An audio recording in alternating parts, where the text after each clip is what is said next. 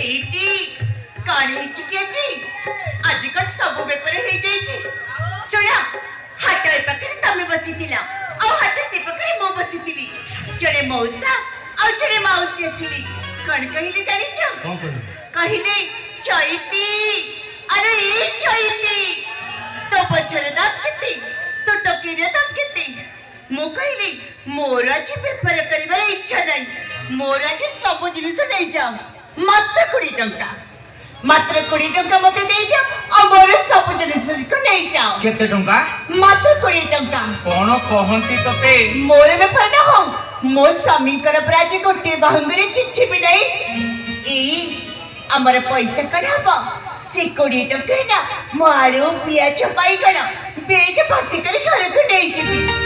ବେପାର ସାରି ଆସୁ ଆସୁ ଇଚ୍ଛା ହଉଥିଲା ମନ୍ଦିର ଭିତରକୁ ଟିକେ ଯାଇଥାନ୍ତି, ଭାଗବତ ଗୋସାଇଁକୁ ମୁଣ୍ଡିଆ ମାରି ଆସିବାକୁ ଆସିଥାନ୍ତି। ହେଲେ ମୋ ଗେରସ୍ତ ଖାଲି ତ ଛାନିଆ ମଣିଷ, ସବୁ କଥାରେ ଖାଲି ଛାନିଆ ଛାନିଆ।